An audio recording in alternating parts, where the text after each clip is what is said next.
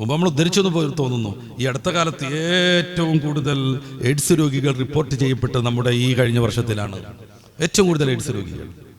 അതിനെതിരെ ഗവൺമെന്റ് ധാരാളമായി പ്രവർത്തിക്കുന്നുണ്ട്, സംവിധാനങ്ങൾ ഏർപ്പെടുത്തുന്നുണ്ട്, ചികിത്സാ സംവിധാനങ്ങളുണ്ട്. പല GNOകളെ ഉപയോഗിച്ച് ഗവൺമെന്റ് കുറേയേറെ പരിപാടികൾ നടത്തുന്നുണ്ട്, NGOകളൊക്കെ ഉപയോഗിച്ചിട്ട്.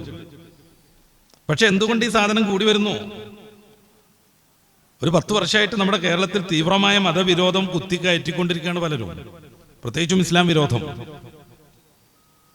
അള്ളാഹുവിനെ യഥാവിധി വിശ്വസിക്കുന്നു, അവൻ കാണുന്നു, അവൻ കൃത്യമായ രീതിയിൽ വിലയിരുത്തുന്നു, നമ്മുടെ എല്ലാ കർമ്മങ്ങളും രേഖപ്പെടുത്തുന്നു.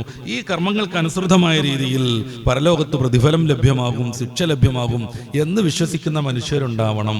എങ്കിലേ കൊലപാതകം ഇല്ലാതാകൂ, എങ്കിലേ ആത്മഹത്യ ഇല്ലാതാകൂ, പിടിച്ചുപറി ഇല്ലാതെയാകൂ, മദ്യത്തിൻ്റെയും മയക്കുമരുന്നിൻ്റെയും ഉപയോഗം ഇല്ലാതെയാകൂ. ഇസ്ലാമിന്റെ പേരിടുന്നവരെ കുറിച്ചല്ല ഞാൻ പറയുന്നത്. അവർ പോലും പ്രലോഭിതരാണ്. ഇസ്ലാമിൽ ജനിച്ച് ഇസ്ലാം പേരോടുകൂടെയൊക്കെ ജീവിച്ചിട്ടും ഇതുപോലെയുള്ള താന്തോന്നിത്തങ്ങളിൽ അവർ പോലും പെട്ടുകൊണ്ടിരിക്കുന്നു.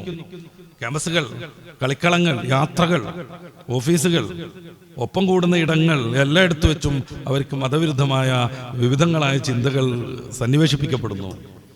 ഇതിന്റെ ഫലമായി ഇന്ന് യൂറോപ്പൊക്കെ അനുഭവിക്കുന്ന ധർമ്മച്യുതി നമ്മുടെ നാടും അനുഭവിക്കാൻ പോകുന്നു. ഇഷ്ടം പോലെ വിചരിക്കാം, ഇഷ്ടം പോലെ ഗർഭം ധരിക്കാം, ഇഷ്ടം പോലെ ആൺകുട്ടികളെയും പെൺകുട്ടികളെയും പ്രസവിച്ചുകൊണ്ടിരിക്കാം, ഇഷ്ടം പോലെ അവരെ ഉപേക്ഷിക്കുകയും ചെയ്യാം. ഇതാണ് പലയിടങ്ങളിലും നമ്മൾ കണ്ടുവരുന്ന വളരെ മാരകമായ മാനവവിരുദ്ധമായ ഒരു ശൈലി.